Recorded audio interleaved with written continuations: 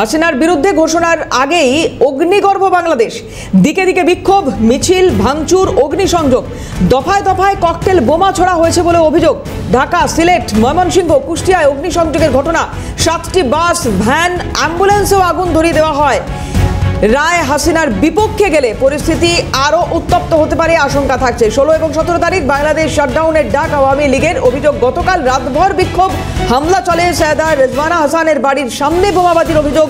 রোষ আছড়ে পড়ে মোহাম্মদ ইউনূসের তৈরি গ্রামীণ ব্যাংকের ওপরেও। অভিযোগ, একাধিক গ্রামীণ ব্যাংকে আগুন লাগিয়ে দেওয়া হয়েছে। ছাত্রলীগও রাস্তায় নেমে মশাল মিছিল করেছে।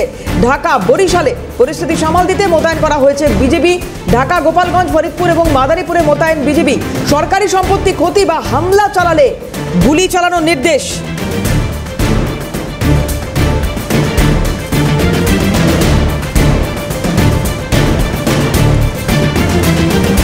বাংলাদেশ অনলাইন মিডিয়া অ্যাসোসিয়েশনের সভাপতি শরীফুল ইসলাম খান এই মুহূর্তে রয়েছেন আমাদের সঙ্গে। প্রথমে আপনাকে স্বাগত জানাবো। শরীফুল সাহেব, আজকের দিনটার গুরুত্ব, তাৎপর্য আপনাদের কাছে কতটা বা কিভাবে আপনারা দেখছেন, প্রথমে একটু এটা দিয়ে শুরু করি। সবাইকে ধন্যবাদ, শুভ সকাল। কলকাতা নিউজকে ধন্যবাদ। আসলে আজকে আপনারা জানেন যে 24শে জুলাই আগস্টের ছাত্র জনতার গণঅভ্যুত্থানের সংগঠিত মানবতা অপরাধের মামলায় ক্ষমতাচ্যুত সাবেক প্রধানমন্ত্রী শেখ হাসিনা সহ 3 জনের ব্যাপারে বর্তমান সরকারের নয়, এটা শেখ হাসিনা সরকারের গঠিত আন্তর্জাতিক অপরাধ ট্রাইব্যুনাল 1-এ আজ এই রায় ঘোষণা করার কথা রয়েছে। এখন আমার জানার মতে রায় শুরু হয়নি এবং এই আন্তর্জাতিক অপরাধ ট্রাইব্যুনালের যে প্রসিকিউটর কাজী HM তামিম, তিনি জানিয়েছেন যে আজকে সকাল 11টায় রেজিস্টার্ড অফিসে জানিয়েছেন যে এই রায়টা আজকে হওয়ার কথা।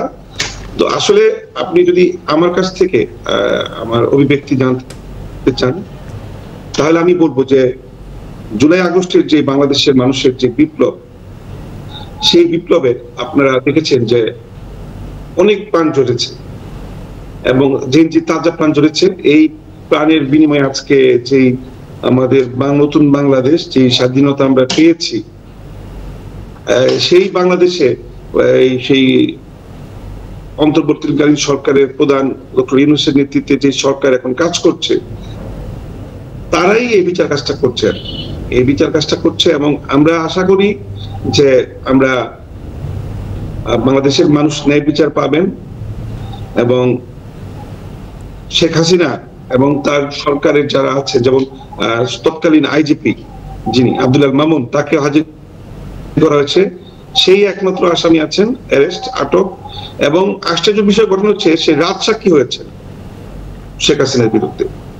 রাত সাক্ষী হয়েছেন, তিনি তার ইয়েতে বলেছেন যে তিনি আসলে এই হত্যাকাণ্ডের সঙ্গে তিনি জড়িত না। এটা তৎকালীন যিনি প্রধানমন্ত্রী শেখ হাসিনা, তার নির্দেশেই তারা এই হত্যাকাণ্ড পুলিশ চালিয়েছে বলে তিনি জানিয়েছেন। শরীফুল সাহেব, নির্দিষ্টভাবে কি কি অভিযোগ শেখ হাসিনার বিরুদ্ধে রয়েছে? দেখুন, আপনার গণঅভ্যুত্থানের সংগঠিত মানবতাবিরোধী অপরাধের মামলায় শেখ হাসিনা সহ 3 জনের বিরুদ্ধে এই মামলাটা তৎকালীন যে স্বরাষ্ট্রমন্ত্রী আসাদুজ্জামান কামাল ও সাবেক আইজিপি আব্দুল মামুন আন্তর্জাতিক অপরাধ ট্রাইব্যুনাল 1-এ বিচারপতি গোলাম মর্তুজার নেতৃত্বে, আপনার গোলাম মর্তুজা মজুমদার নেতৃত্বে 3 সদস্য প্যানেলের মাধ্যমে এই বিচার রায়টি হবে। বাংলাদেশে প্রথম কোন সরকার প্রধানের বিরুদ্ধে এরকম একটি অপরাধের জন্য একটি বিচারের সম্মুখীন করা হয়েছে। তো আমরা আসলে আমরা চাই যে তার সর্বোচ্চ বিচার হোক এবং এই আইন অনুযায়ী শেখ হাসিনার বিরুদ্ধে, কারণ আমরা দেখেছি, প্রত্যক্ষভাবে দেখেছি, এবং শেখ হাসিনার যে ভিডিও কল, যে অডিও কল যে ফ্লাশ হয়েছে, আমরা শুনেছি তার কথা। তিনি কিভাবে মানুষকে হত্যা করতে বলেছেন, তার লোকজনদেরকে, তার আত্মীয়স্বজনকে, পুলিশকে, র্যাবকে, আর্মিকে, সেনাবাহিনীকে তিনি কিভাবে বলেছেন যে গুলি চালাও, তোমরা মেরে ফেলো, এই করো, সেই করো। এগুলো আসলে মানুষের মনকে নাড়া দিয়েছে। মানুষ আশা করছে যে তার সর্বোচ্চ বিচারটাই হবে। শরীফুল সাহেব, একটা অনুরোধ একটু আপনাকে করব এখানে। আমরা লাস্ট যেটা আপডেট পাচ্ছিলাম যে ইতিমধ্যেই রাজসাক্ষী মামুন, যার কথা আপনি কিছুক্ষণ আগে বলছিলেন, তাকে হাজির করা হয়েছে, ইতিমধ্যে তাকে হাজির করা হয়েছে। একটু যদি আপডেট যেগুলো আপনি পাচ্ছেন সেগুলো একটু আমাদের সঙ্গে শেয়ার করেন, তাহলে ভারতবর্ষের মানুষও জানতে পারেন যে এক্স্যাক্টলি ঠিক কী চলছে এই মুহূর্তে। এই রায় ঘোষণার তো খুব বেশি সময় আর বাকি নেই, কিন্তু কি কি চলছে ঘটনা পরম্পরা এগুলো যদি একটু তুলে ধরেন তাহলে আমরা একটু শুনতে পারি। পাশাপাশি একটা বিষয় এখানে জানবো যে আওয়ামী লীগ গত কালকের ছবি আমরা কিছু দেখাচ্ছি এবং আজকেরও কিছু আপডেট যেগুলো পাচ্ছি, তারা বিভিন্ন জায়গায় এই অগ্নিসংযোগের ঘটনা বা বিক্ষোভ, আন্দোলন, মিছিল এগুলো সংগঠিত করছে। তো সেক্ষেত্রে নতুন করে বাংলাদেশে অশান্তি ছড়ানোর কোনো আশঙ্কা থাকছে কি? আসলে আপনার যেটা হচ্ছে যে এই রায়টা হওয়ার কথা ছিল গত 13 তারিখে, যেটা পিছিয়ে আজকে করা হয়েছে। তো আমার দেখা মতে গত 9 তারিখ থেকেই ঢাকার একটা উত্তপ্ত পরিবেশ এবং বিভিন্ন স্থানে জ্বালাও পোড়া চলছে গত এক সপ্তাহ যাবত। গতকাল ঢাকায় বেশ কিছু জায়গায় অগ্নিসংযোগ করা হয়েছে, গাড়ি ভাঙচুর করা হয়েছে এবং ককটেল বিস্ফোরিত হয়েছে ব্যাপকভাবে। একটু উপদেষ্টার বাড়ির সামনে ককটেল বিস্ফোরণ হয়েছে এবং আমার মনে হচ্ছে যে শেখ হাসিনার রায়ের পরে এই জিনিসটা আরো গুরুতর দিকে যেতে পারে। তবে বাংলাদেশের আইন শৃঙ্খলা বাহিনী প্রস্তুত আছে, আমার জানার মতে সর্বোচ্চ ভাবে তারা এইগুলো মোকাবেলা করার জন্য প্রস্তুত রয়েছে। এই ধরনের হামলার ঘটনা দেখলে সরাসরি গুলি চালানোর নির্দেশও দেওয়া হয়েছে, এই ঘোষণাকে আপনি কিভাবে দেখছেন? দেখুন, এই গুলি চালানোর নির্দেশটা এটা শুধুমাত্র বাংলাদেশে হচ্ছে এটা না, সারা পৃথিবীতে যে যদি আইন শৃঙ্খলা বাহিনী আক্রান্ত হয়, যদি তাদের উপরে অ্যাটাক করা হয় সন্ত্রাসীরা, বা যে কোনো পরিস্থিতিতেই যদি কোনো সরকারি কোনো কাজে বা ব্যাঘাত ঘটে বা জন নিরাপত্তার কাজে ব্যাঘাত ঘটে, সেই ক্ষেত্রে আইন শৃঙ্খলা রক্ষাকারী বাহিনী গুলি চালাতে পারে। এটা তাদের আইনে আছে, তাদের ইয়েতে আছে, লজে আছে। এটাকে আমি কোনো নেগেটিভ দৃষ্টি দেখছি না। তবে আমার কথা হচ্ছে যে এই কারণে কোনো নিরপরাধ ব্যক্তি যেন ক্ষতিগ্রস্ত না হয়, আহত না হয়। এবং আমি এই আওয়ামী লীগ এবং শেখ হাসিনার অনুসারীদেরকে অনুরোধ করে বলছি যে আসলে রায় হলে তো সবকিছু না, শেখ হাসিনা বাংলাদেশেও নেই। তবে আমার মনে হয় রায়টাকে পর্যবেক্ষণ করা উচিত এবং রায়ের যেই খারাপ একটা দিক আমি দেখছি সেটা হচ্ছে রায়ের কোনো আপিল করার বিধান নেই, আপিল করতে পারবে না শেখ হাসিনা। এই জিনিসটাকে আমি যেহেতু উনি দেশে নেই সে কারণে আপিল করতে পারবেন না, এরকমই কি বিষয়টা? না, বিষয়টা এমনও না। বিষয়টা আমার মনে হচ্ছে যে এই যে আইন, এই আন্তর্জাতিক অপরাধ ট্রাইব্যুনালের যে আইনে এই আপনার তারা বোধহয়, আমি আসলে আইনটা পুরোপুরি জানি না, তবে এই হাসিনা আপিল করতে পারবে না। বিষয়টা এরকম হতে পারতো কি, যদি ধরুন শেখ হাসিনা দেশে উপস্থিত থাকতেন, তিনি আত্মসমর্পণ করতেন বা তিনি কোর্টে হাজির থাকতেন, তাহলে এটা বলার একটা জায়গা থাকতো বা তার যে আবেদন সেই আবেদনের একটা জায়গা থাকতো। যেহেতু এই মুহূর্তে তিনি দেশে নেই, ফলে সেক্ষেত্রে তার আপিল করার রাস্তাটাও কি বন্ধ হয়ে যাচ্ছে, মানে সেইটাই কি কারণ? এটা কি বলতে পারবেন আপনি? হ্যাঁ, আমি যতদূর জানি যে ট্রাইব্যুনালের যে নিয়ম, এই যে ট্রাইব্যুনালের বিচারটা হয়েছে সেখানে বলা আছে যে 30 দিনের মধ্যে আপিল করতে হবে আসামিকে, তার উকিল আইনজীবীকে। 30 দিনের মধ্যে আপিলের যে সিস্টেম সেটা হচ্ছে আসামিকে অবশ্যই আত্মসমর্পণ করতে হবে এবং আইন শৃঙ্খলা মানে এই আদালতের অধীনে থাকতে হবে আসামিকে, তাহলে সে 30 দিনের মধ্যে এই আপিল করতে পারবে না। এটা হচ্ছে আন্তর্জাতিক অপরাধ ট্রাইব্যুনালের যে লজ, এই লজ অনুযায়ী আমার জানা মতে এটাই নিয়ম, 30 দিনের মধ্যে তাকে আপিলটা করতে হবে। আচ্ছা, কিন্তু এই এত কিছুর পরেও শেখ হাসিনা যথেষ্ট কনফিডেন্ট, তিনি টেলিফোনে রিয়াকশন দিচ্ছেন বা যে প্রতিক্রিয়া দিচ্ছেন সেখানে তার এই আত্মবিশ্বাস এখনো গলায় ধরা পড়ছে। আমি আসবো শরীফুল সাহেব আপনার কাছে, তার আগে শেখ হাসিনা তিনি ঠিক কি জানাচ্ছেন সেটা একবার একটু শোনাতে চাইবো, দেখুন। কর্মসূচি দিয়েছি আমি, 13 তারিখের কর্মসূচিতে জনগণ স্বতঃস্ফূর্তভাবে সাড়া দিয়েছেন। আমরা তো ঢাকায় দিয়েছিলাম, কিন্তু সেটা সারা বাংলাদেশ সেটা পালন করে আমাদেরকে অন্তত একটু বলবো যে একটা আস্থা বিশ্বাসের ঠিকানায় পৌঁছে দিয়েছে। 17 তারিখ আমাদের যে কর্মসূচি, আমি আশা করি এই কর্মসূচিও বাংলাদেশের মানুষ এটা পালন করে এই সুদখোর খুনি জঙ্গি ইনুস আর তার সাথে এই যারা দোষর তাদেরকে দেখিয়ে দেবে যে বাংলাদেশ জানে কিভাবে তাদের দাবি আদায় করতে হয়, যে কোনো ঘাবড়ানোর কিছু নেই, বেঁচে তো আছি, বেঁচে থাকবো, দেশের মানুষের কল্যাণ আবার করবো। আওয়ামী লীগ কোনো অবৈধভাবে ক্ষমতা দখলকারীর পকেট থেকে গড়ে ওঠা না, এই জন্য আওয়ামী লীগের ভিত্তিটা অনেক শক্ত, শিকড় অনেক দূরে প্রথিত। আজকে আমি জানি আমার বিরুদ্ধে মামলা দিয়েছে, আপনারা জানেন যে সেই কোর্টে চিফ প্রসিকিউটর আমার বিরুদ্ধে যে সমস্ত অভিযোগ এনেছে তা সবই তো মিথ্যা। একটা কোর্টে দাঁড়িয়ে কেউ যদি মিথ্যা অভিযোগ দেয় তা তার বিরুদ্ধে কিন্তু মামলা হয় এবং একসময় হবে। তবে এই কোর্টটাও তো অবৈধ, কারণ 1973 সালে পার্লামেন্টে আইন পাশ করে যুদ্ধ অপরাধীদের বিচারের জন্য এটা করা হয়েছিল। ইউনূস অবৈধভাবে অসাংবিধানিকভাবে ক্ষমতা দখল করেছে। আমরা যে গ্রাফিক্যাল প্রেজেন্টেশনটা এখানে দেখাচ্ছিলাম, যেখানে একাধিক অভিযোগ শেখ হাসিনার বিরুদ্ধে, এবং গত বছর থেকে লাগাতার যে অভিযোগগুলো সামনে এসেছে একে একে, এই তার মধ্যে বেশ কিছু মামলা রয়েছে এবং নির্দিষ্ট দিন ধরে নির্দিষ্ট অভিযোগ ধরে সেই বিষয়ে মামলা করা হয়েছে। কিন্তু তারপরেও যখন আজকে রায় ঘোষণা বা মামলার সাজা ঘোষণা একরকমভাবে বলা যায়, অনেকে এই কথা বলছেন, ঠিক সেই জায়গায় দাঁড়িয়ে এত কনফিডেন্স শেখ হাসিনার গলায় এখনও রয়েছে, কি কারণে, কেন, কিভাবে দেখছেন শরীফুল সাহেব? আপনি থাকুন আমাদের সঙ্গে, আমি ডেফিনেটলি আপনার উত্তর নেব, কিন্তু একটা বিরতির সময় হয়ে গিয়েছে আমাদের, খুব দ্রুত শার্প একটা ব্রেক, তারপর ফিরছি আবারও, সঙ্গে থাকুন। শরীফুল সাহেব রয়েছেন, কথা বলছিলাম তার সঙ্গে। শরীফুল সাহেব, যেটা জানার খুবই ইচ্ছা হচ্ছে বা আগ্রহ তৈরি হচ্ছে সত্যি কথাই, কারণ আর যার কিছুক্ষণ পরে রায় ঘোষণা, তার আগে যখন এই টেলিফোনিক রিয়াকশন প্রাক্তন প্রধানমন্ত্রী শুনছি, তখন তার গলায় যথেষ্ট কনফিডেন্স। কোথা থেকে আসছে কনফিডেন্স?